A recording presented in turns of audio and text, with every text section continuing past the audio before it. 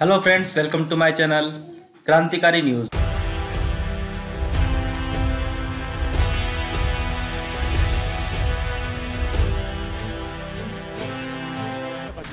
नरेंद्र मोदी जी ने हिंदुस्तान की अर्थव्यवस्था की धज्जियां उड़ा दी हैं। नरेंद्र मोदी ने 2 करोड़ की बात की, झूठ। सरकारी रोजगार खाली पड़े हैं, उनको कांग्रेस पार्टी मार्च 2020 तक भर के दे देगी। गरीबी पर वार 72,000। खुल गया खुल गया खुल गया, बाजार में वादों का पिटारा खुल गया। आइए आइए कमाई ले जाइए, आइए आइए दवाई ले जाइए, आइए आइए पढ़ाई ले जाइए, आइए आइए मलाई ले जाइए। प्रधानमंत्री ने कहा कि 15 लाख रुपए हर बैंक अकाउंट में डालेंगे, और वो झूठ था। पूरा देश जानता है कि वो झूठ था। हमने उनकी बात पकड़ी और मैंने मैनिफेस्टो कमेटी से पूछा और कहा कि सच्चाई निकाल के हमें दीजिए। हिंदुस्तान के गरीब लोगों के बैंक अकाउंट में सचमुच हिंदुस्तान की सरकार कितना पैसा डाल सकती है। और एक नंबर दिया उन्होंने मुझे, 72,000 रुपए हर साल। गरीबी पर वार 72,000। तो कांग्रेस ने पिटारा खोल दिया है, और पिटारा भी ऐसा नजारा बदल गया। मोदी कहते हैं मुसलमान, राहुल कहते हैं नौजवान। मोदी कहते हैं पाकिस्तान, राहुल कहते हैं हिंदुस्तान। मोदी कहते हैं सर्जिकल स्ट्राइक, राहुल कहते हैं अस्पताल। मोदी कहते हैं 16 रुपए हर रोज किसानों को, राहुल कहते हैं 197 रुपए हर रोज गरीब को।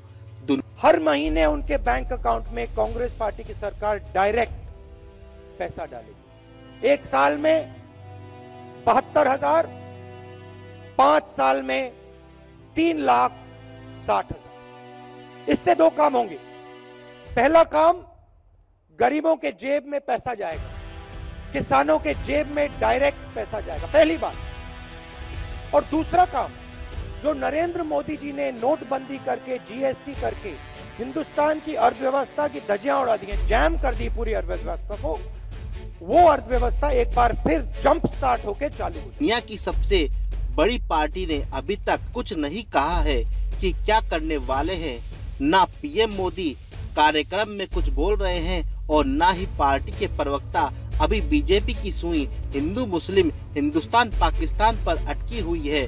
चाहे आतंकवाद हो या फिर नक्सलवाद, आंख दिखाने का काम जो भी करेगा उसे नरमी से नहीं निपटा जाएगा। इसमें किसी को शक नहीं होना चाहिए। देखिए, मैनिफेस्टो जारी करने में भी बीजेपी फिर से पिछड़ गई।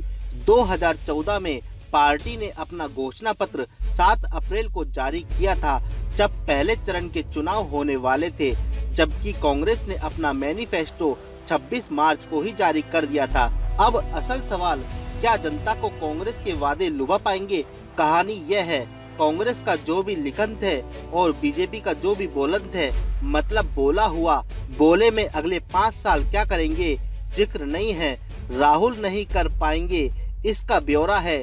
जनता सोच रही है कि गले का जोर अच्छा रहेगा या कमाई की गारंटी का शोर। वो 5 वादे कौन से हैं जिनके दम पर कांग्रेस नरेंद्र मोदी की चमक को धूमिल करने के सपने देख रही है? समझिए कि ऐसे कोई मामला ही नहीं जिसे कांग्रेस ने छोड़ा हो।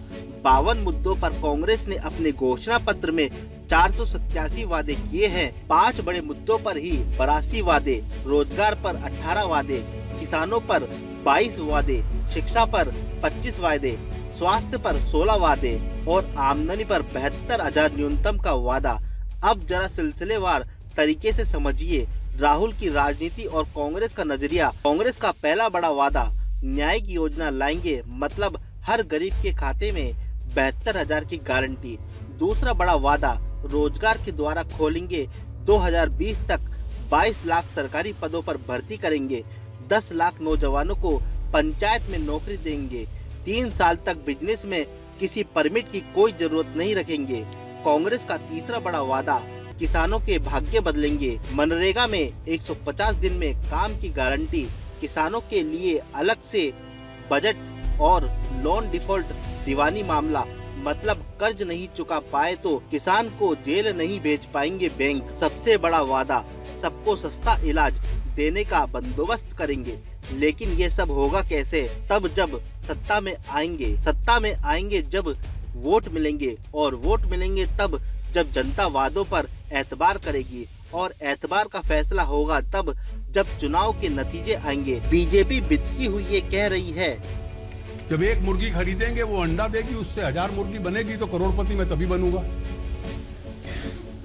ये न्याय के इम्प्लीमेंटेशन की रोड मैप है। कह रही है कैसे देंगे रोजगार, कैसे देंगे 72,000, कैसे करेंगे अस्पताल का उपकार, कर ही नहीं सकते। किसान रोजगार कमाई पर तो बीजेपी बैकफुट पर है, लेकिन एक मौका कांग्रेस ने मैनिफेस्टो में सजाकर दे दिया है। आएंगे तो देशद्रोह कार्यक्रम खत्म करेंगे। केवल देशद्रोह हटाने के वादे पर ही बीजेपी को एतबार नहीं। कांग्रेस का वादा है एस्पा कानून की भी समीक्षा करेंगे। एस्पा कानून उत्तर पूर्व और जम्मू कश्मीर में चलता है। इसके तहत किसी को बिना बताए कभी भी गिरफ्तार कर सकते हैं, और ऐसी गिरफ्तारियों को अदालत में चुनौती नहीं दे सकते। जेटली की प्रेस कॉन्फ्रेंस चल ही रही थी कि कांग्रेस के 3 दिग्गज उतर आए। जेटली पर यह कहकर हमला बोला कि जो ना पूरे वकील है और ना पूरे वित्त मंत्री, वो देश को क्या जाने। तो खेल मजेदार हो गया है। बीजेपी अपना मैनिफेस्टो लिख रही है, कब तक लिखेगी इस पर कुछ तय नहीं। जब तक पाकिस्तान मुसलमान आतंकवादियों की पतंगों का मजा लीजिए। कांग्रेस के वादों का पिटारा खुल चुका है, बीजेपी के वादों की कड़ाई चढ़ी हुई है। बाकियों के वादों पर हिंदुस्तान की छापा मशीन धकाधक चल रही है, और नरेंद्र मोदी बिहार के गया में महफिल जमाए हुए हैं। Please do like, share and subscribe Krantikari News for more news update.